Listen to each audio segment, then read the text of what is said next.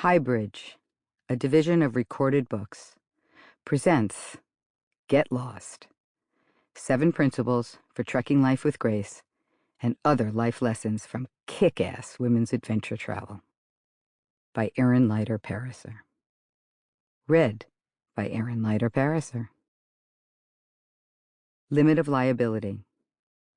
Although every effort has been made to ensure that the personal and professional advice present within this book is useful and appropriate, the author and publisher do not assume and hereby disclaim any liability to any person, business, or organization choosing to employ the guidance offered in this book.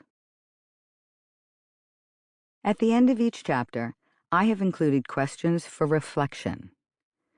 These are meant for you to ponder, reflect, and possibly grow from experience, so I would suggest you pause the audio and write them down if you can.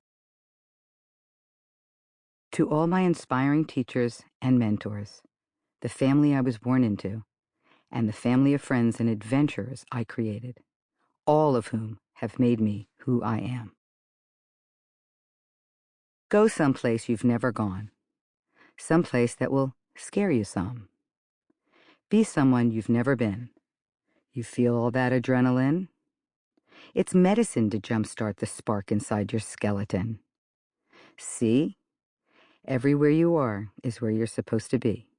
So hopefully, you're hopelessly as lost as me. 'Cause if you're not, you ought to be. Say Yes, Inquire Within by InQ. Introduction. We use the word friend so casually that we forget its power and depth. The love and understanding of a friend, like a deep well of the purest water, refreshes the very source of our being. As we bring our vulnerability, insight, and heart into conscious relationship, we realize we are all waking up together. Tara Brach. On a misty November morning in the pasture lands of Ecuador, a local shaman led me and my small group of women adventure travelers toward an array of giant ceremonial pyramids from the 13th century. After burning a stash of herbs and snorting tobacco, he began his spirit cleansing ceremony by placing his hand on my head to pull out any negative energy and, with a push and pull motion in the air above, replace it with positive energy. Grimacing with intent one moment and widening his eyes with charged energy the next, he seemed to transform into a different person before our eyes. We stood among the sacred pyramids for hours as he performed the healing ceremony on each of us individually. At the end of the afternoon, feeling incredibly peaceful, we made our way back toward the hacienda. All the trips I have arranged for women through my company, Sports, Travel, Adventure, Therapy, STAT, over nearly 3 decades, have offered a spiritual element of some kind, such as the shamanic healing we experienced in Ecuador. Thanks to STAT, I found a way to live my purpose, to inspire women to leave their comfort zones and find missing pieces of their lives through journeys into the wilderness and the soul. In these chapters, I share our stories of personal growth, physical renewal, and spiritual discovery to reveal how bonding and friendship can transform women's lives. At the center of this book are insights I have gleaned from our travels about how to live life to the fullest. A set of guidelines that can help us trek life with grace. My 7 principles for trekking life with grace are: number 1, nix the competition. Number 2, walk with integrity. Number 3, no judgment. Number 4, start with effort, finish by grace. Number 5, mark your words. Number 6, love, honor, and obey your intuition. And 7, embrace community. In early 2020, my habit of usually following the sixth principle about intuition led to writing this book. What seemed like a minor skiing accident turned out to be a nudge into taking on a challenge I had never dreamed of, if I was willing to listen. As I always say, there are no accidents, no coincidences, only synchronicities. On that bright, snow-glinting day in Aspen in the first week of January 2020, I had just come home from taking my favorite king yoga class, and I felt amazing. As usual, this therapeutic style of yoga left me feeling deeply relaxed, thanks to gently loosening my ligaments and bringing my bones and muscles into what felt like perfect alignment. I poured a glass of green juice and sat at my kitchen counter, relishing my contented state of mind and body. My husband Paul breezed in and suggested we spend the gorgeous morning hitting the slopes for a quick ski down Roach Run.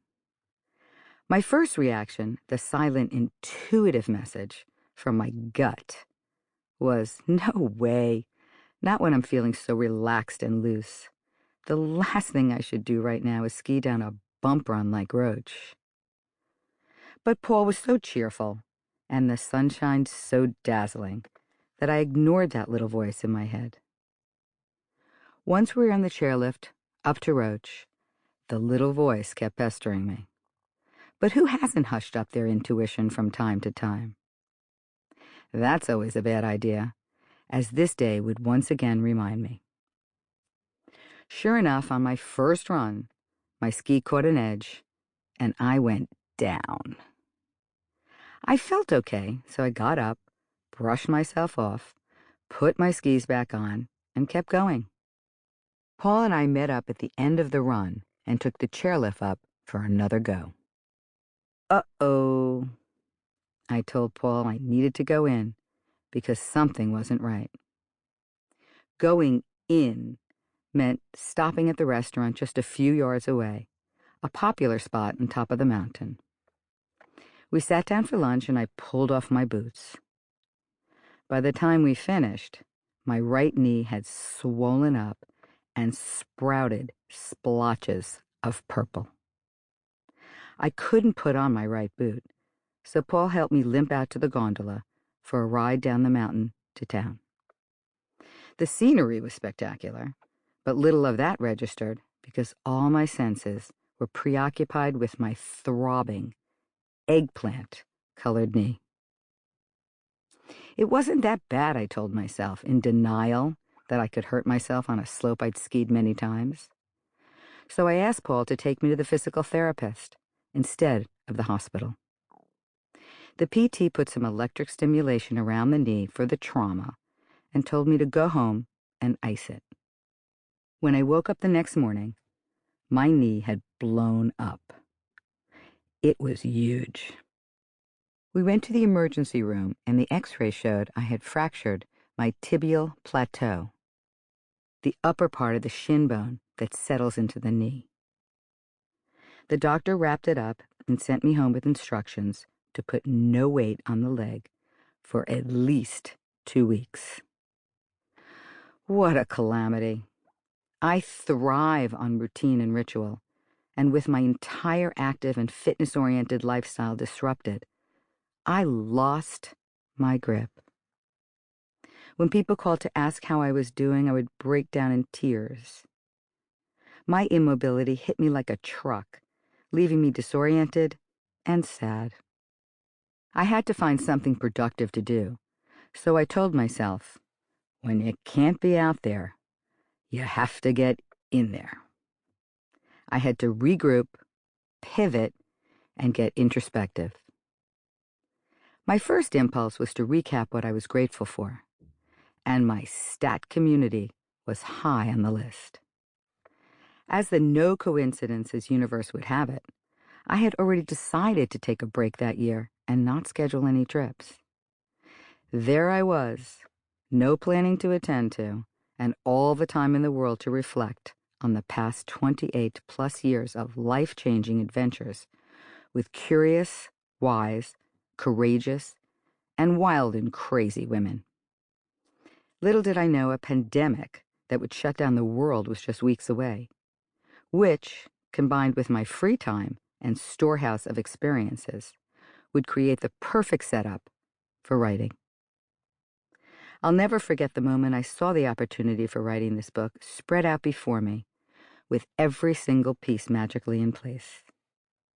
Even if I had planned on a new year of stat trips, COVID-19 would have canceled all of them, so my earlier decision to take a year off seemed downright prescient. My skiing accident threw me out of my normal life and demanded I get reflective, turning my bedridden situation into fertile ground for dreaming up this book. My only question was, if I had listened to my intuition and not skied that day, would I still have this book in hand? I believe my spirit, the universe, God, or whatever you choose to call it, would have found another way to inspire me to write about these unique experiences. Through 2 years of COVID, I gathered together lessons learned and used my field notes to share details about some of the challenges we've put ourselves through and places we've explored around the world. None of the women who have joined Stat Trips are professional athletes. Our physical prowess runs the gamut from daily walker to yoga teacher and hardcore runner, and our trips accommodate all these levels. I highlight the inner, outer adventure stories of women like Shannon, who decided to follow through with our trip to Tasmania after being diagnosed with breast cancer. The entire trip was a lesson for Shannon in letting go of control and learning to be calm in the face of new terrain and physical challenges. Back home, her new centeredness made all the difference during her weeks of chemotherapy. I tell the life-changing story of Susan, who was so moved by the needs of the children she met during a trip to Phnom Penh, Cambodia, that she wrote up a business plan for a charitable organization on the flight home and ran that program full-time for the next decade, outfitting thousands of children around the world with school supplies and later serving military families. Before delving into these stories of transformation and lessons learned, I share the beginnings of my journey from a cheerleader kid in Miami to one of the first trainees in the Jane Fonda fitness method in Los Angeles. My evolution from a personal trainer to the stars in New York to trekking the world with women to help them grow into their best selves is followed by an exploration of my 7 principles for trekking life with grace. In the final sections, I reflect on life lessons from the COVID era and offer a roadmap for setting up your own adventure travel circle with your friends. My greatest wish is that this book will light a spark in you to form that travel group and kick off a new level of connection and personal discovery with your tribe. Any nature-steeped destination will do, from a nature park near your home to one of the national parks to a land across the sea. What matters is your willingness to exercise your body, mind, and spirit as a group with a common sense of adventure and trust. Strengthening our friendships brings many remarkable, scientifically proven benefits to our health, well-being, and sense of connection to our fellow humans across the world, as I review in Chapter 10. As media scholar Douglas Rushkoff writes, "Being human is a team sport. Anything that brings us together fosters our humanity." These advantages, however, almost pale alongside the sheer joy of being together in the great outdoors to rediscover our authentic selves. On hikes along Spain's ancient Camino de Santiago trail, walks across rice paddies in Cambodia, rugged climbs in the Canadian Rockies, and past waterfalls in New Zealand, and mountaineering hikes up the moss-covered ski slopes of Japan. We've put our bodies, minds, and spirits in motion to learn from nature and each other.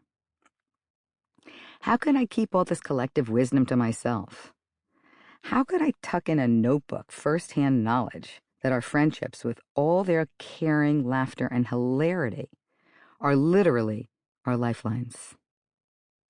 Hospice chaplain Carrie Egan, author of On Living, reminds us that our friendships are vital to our ability to live our purpose. We live our lives in our families, the families we are born into, the families we create, the families we make through the people we choose as friends. This is where we create our lives. This is where we find meaning, and this is where our purpose becomes clear. This book is a love letter to all the women who have journeyed with me and every woman exploring life beyond the everyday. My decades of adventure travel, near and far, convince me that taking part in a travel circle of your own will kindle a new dimension of friendship, courtesy of Mother Nature, and your courage to explore the unknown. I hope this book will inspire you to ignite that adventurous spirit and take bold new steps towards your dreams. Part 1. Passion and Purpose. Who we are matters immeasurably more than what we know or who we want to be. Brené Brown. Chapter 1. Exercise with Erin. Give with love, give in joy. More you cannot do, less you must not do, if it is your intention to be of service. Iyanla Vanzant. My career found me. That's how I feel about life. Life finds you. There are no accidents. The universe gives you clues along the way, and you have to be open to them. It's like a treasure hunt, and you can't miss one of those clues. If your mind is open and you're quiet enough to listen, life finds you. That's why I meditate and hike with only my pups. First with Sydney, and now with Sadie, to hear what the universe has to tell me, because you can't really hear from the inside when you're busy with everything else. The other night I listened to an interview with Delilah, the radio show host whose call-in show came out nationally in the 1990s. Hearing her voice brought back memories of listening to her at night as callers shared their personal stories of love and loss. She was a natural at giving advice and matching up an experience with the perfect song. In the interview, she talked about the early days when she was trying to launch her show. Producers kept telling her it wouldn't work, that people wouldn't respond to it. She got hired, and then she got fired for talking too much, but she never gave up. And now she's a radio icon. Delilah's story reminded me of the obstacles that came at me when I was deciding whether I should start a women's adventure travel business. A lot of doubts, excuses, and reasons why it wouldn't work shouted me down. But they were all in my head. It would take an adventure of my own to hear my truth and make that decision. Now, as I look back and follow the thread that weaves through the past 64 years, I see that I was getting ready for my career. I almost hate to call it that because it's so much more from the beginning. As a kid, I loved sports. It went with the territory because even though I was the third of 3 girls, I grew up as the son my father never had. Miami Beach. It's easy to play outside a lot in Florida because we only have one season. There are dry months and wet months, and that's it. So I was physically active all the time, and by the time I came along, my dad was semi-retired, so he had a lot of time for me. He sold his insurance company when he was relatively young and parlayed that check into a lot of little businesses that kept him not too busy and very happy. He had been in the right place at the right time with that sale, and I may have gotten the best part of the deal. Most of my quality time with my dad was spent on the driving range, but he also took me to a lot of games. I was in the 3rd grade when the Miami Dolphins started up, and we went to all their games.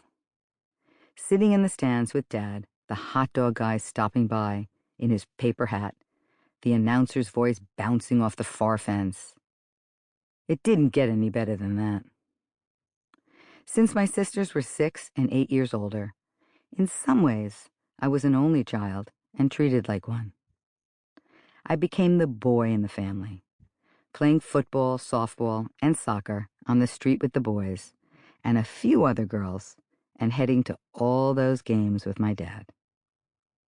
There were no girls' sports teams in those days, so cheerleading was a big deal if you were athletic. I was a cheerleader in middle school and then became the captain of the squad at Miami Beach High School. We practiced like crazy, and I was the short one who always jumped to the top of the human triangle and did the splits. I tried to date the quarterback, so typical, and my friend Marjorie, whose dad played golf and poker with my dad, was a cheerleader with me all those years. We also went to summer camp together, along with another friend, Allison, and they are both close friends to this day who have been on many of my sports, travel, adventure, therapy trips. It's funny how Marjorie still talks about how badly she feels about earning the White Pine Award at camp one year, while I didn't win anything. It didn't bother me to not be recognized for my leadership and all-around good camper status at the time, and still doesn't, but that's a friend for you.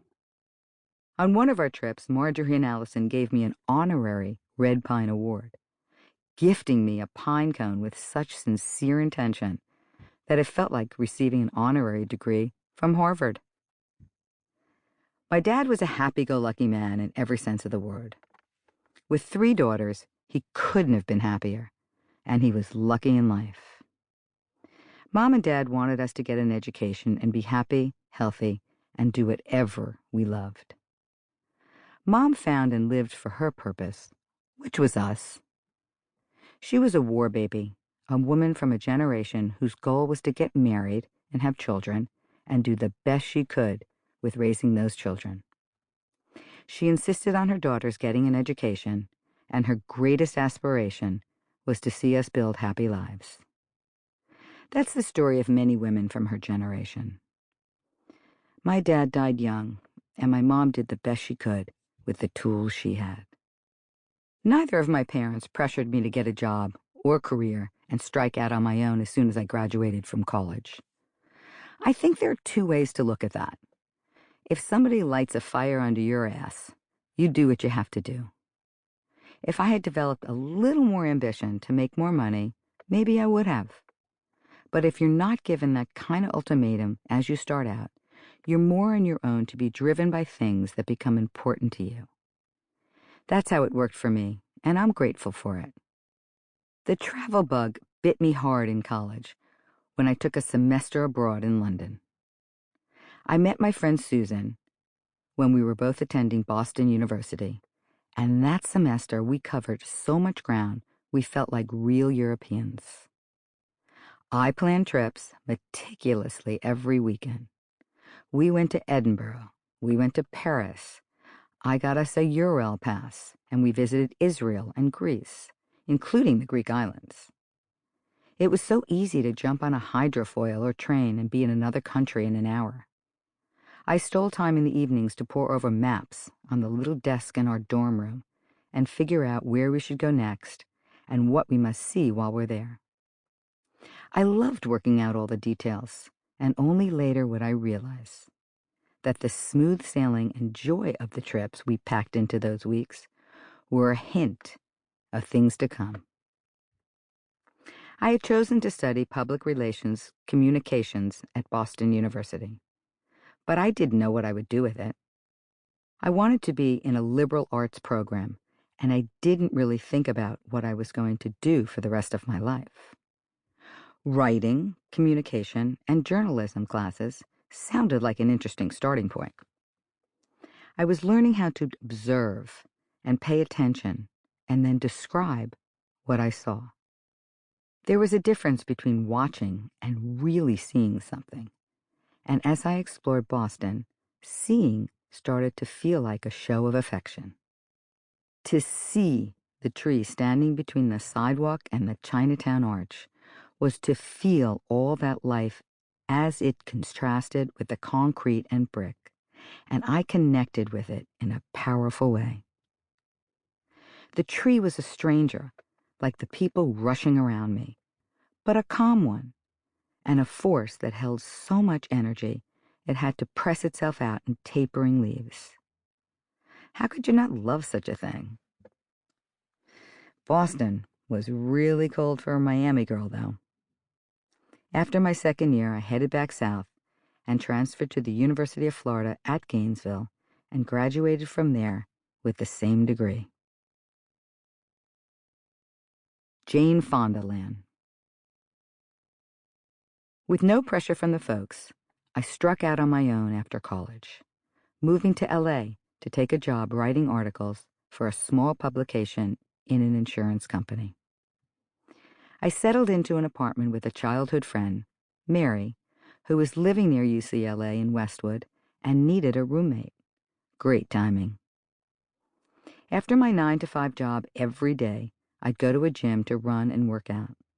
But I soon learned about an exercise class in Beverly Hills that was taking the city by storm. This was 1980, and Jane Fonda had recently opened a studio on Robertson Boulevard called Jane Fonda's Workout. On my first visit, the place was packed. Instructors led workouts in 3 connected studios that surrounded a patio space, and within a half hour, I was in one of them with about 40 other men and women in shorts, cropped t-shirts, or high-cut leotards and tights. As we stretched, twisted, and lunged, we'd glance out at the patio, hopeful for a Jane sighting.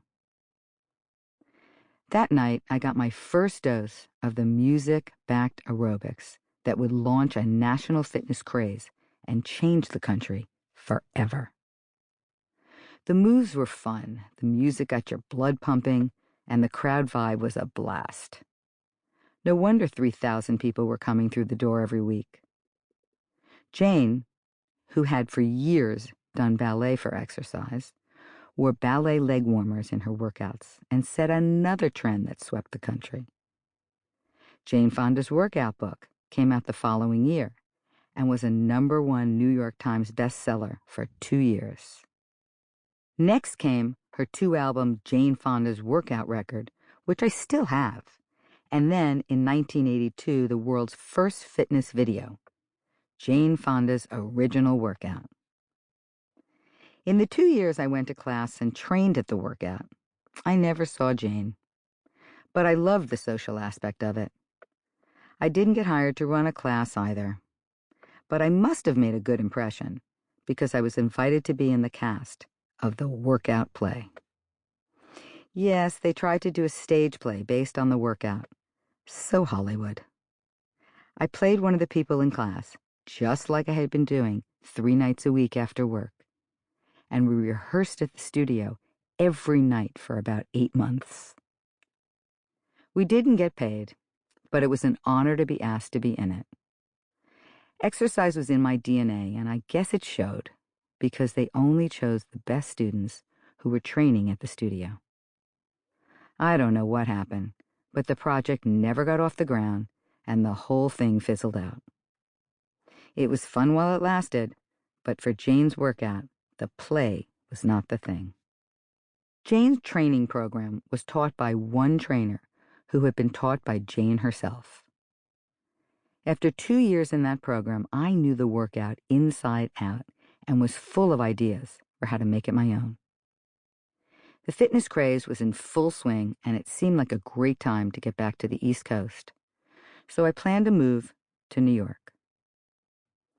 I enjoyed my writing job and the workout, but for the most part, Los Angeles was a hard city for me. I didn't have many friends there, and everything was so spread out you had to drive everywhere. It was time to move on. Fitness mania had definitely hit New York when I returned in 1982. Sample complete. Ready to continue?